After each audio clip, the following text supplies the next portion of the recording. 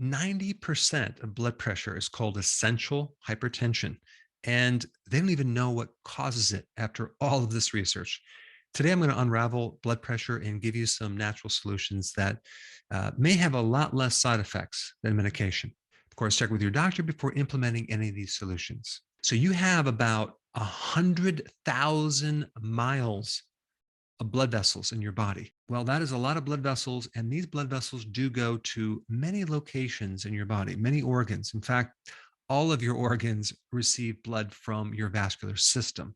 And so the problems with blood pressure extend way beyond just the vascular system, way beyond just your heart. It can affect the brain, it can affect your eye, it can affect the kidney, increasing your risk of getting heart attacks.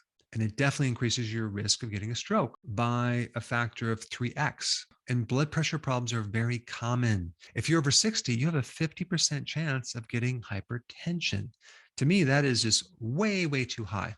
Now, hypertension can also be compensating for various things. For example, if you have hypoxia, let's say in your lungs, you have COPD, you have a lung problem where you don't have enough oxygen, the body's going to automatically sense that and start increasing blood pressure to get more blood in the area to get more oxygen, low oxygen situation in another place. So when someone then takes medication to lower the blood pressure, what happens to the lungs, right? It already is not getting enough oxygen. Now it's really not going to get enough oxygen. So this is one reason why people don't really feel good many times when they get on blood pressure medication, especially in the brain, because it creates other issues. I mean, I think a really important question would be to understand why you have high blood pressure in the first place. And this is just not emphasized very well. It's more like, well, you have this disease. We don't really know what it is. Take this medication for a while, drink more water, get more exercise, et cetera, et cetera. From my viewpoint, there's several common reasons for blood pressure: low potassium, low magnesium, and low vitamin D levels. So if I had hypertension, those would be three things that I would look at immediately. But instead, in the medical profession, you're told to restrict sodium. That is the primary focus, not to increase potassium, to reduce sodium. And if that doesn't work, then the next thing to do is to give you a water pill, a diuretic. Primarily, they use a common one called hydrochlorothiazide. This is a diuretic. It gets rid of fluid and the sodium in the fluid, but it is also a silent depleter of potassium. So now we end up with lower amounts of potassium. And a potassium deficiency could be the reason why you have high blood pressure in the first place. Now we go from low potassium to extremely low potassium. So therefore, there's going to be more need for medication. And of course, when we talk about potassium, they may recommend potassium, but unfortunately, potassium only comes in 99 milligram pills or less. And the requirement for potassium is quite high. It's like 4,700 milligrams. And you have these pills that are 99 milligrams. Okay. How many times does 99, or let's just round it off to 100, go into 4,700? Okay. You do the math. You'd have to have a lot of pills. But this diuretic also depletes magnesium, the other common reason why people have high blood pressure.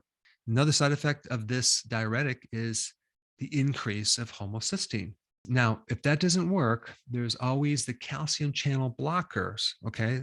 Those are medications for high blood pressure as well, just working from a different angle. The problem is it has some slight minor complications. If you take it chronically over 5 years, it can have a tendency to shrink your brain. It also tends to increase your risk of certain types of cancer. And in one study, as far as the effectiveness goes, they compared it against other medications that lower blood pressure, and it really only brought your blood pressure down by 0.1. That's only like 1/10 of 1 point. Okay. So to me, that's pretty insignificant. And then you have other medications like the ACE inhibitors. Problem is with that one, it does increase the risk of getting allergies or even being allergic to the medication significantly. Also, it can create a chronic cough as a side effect. Now, I'm not sure if you got the recent memo about aspirin. They finally found out that it doesn't really give you many good benefits. The outcomes are not that great. And this was in JAMA, Aspirin Myocardial Infarction Study Research group. They found that an aspirin a day has no benefit.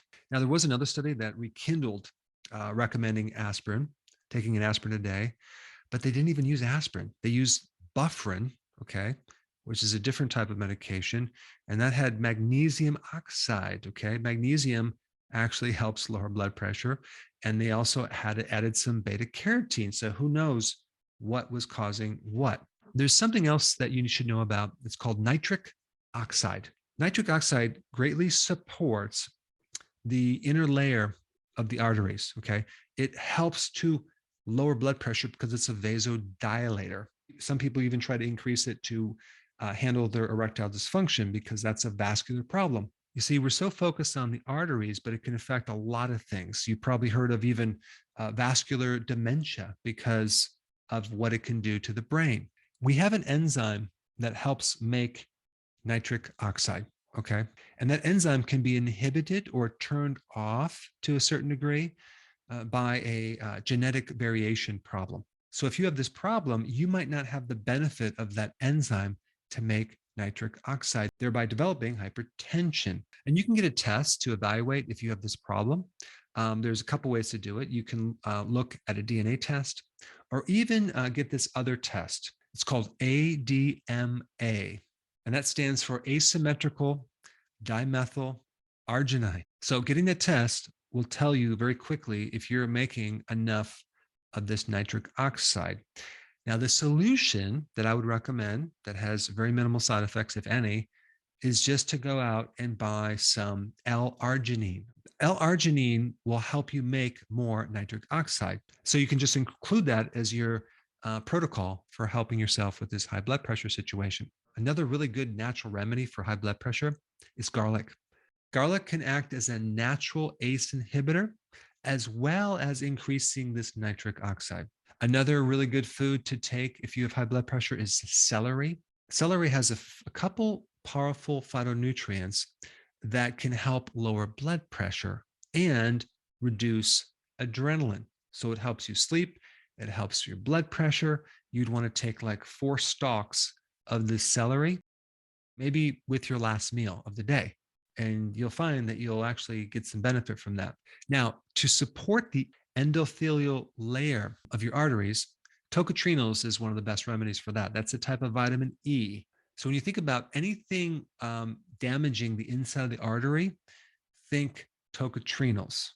And tocotrienols are really good for angina, heart problems, but especially to help act as a powerful antioxidant for the inside layer of your arteries. Let's summarize everything. So we have potassium, magnesium. Where can you get that? From salads, okay? Larger amounts of salads on a regular basis. You can also get these in electrolyte powder as well.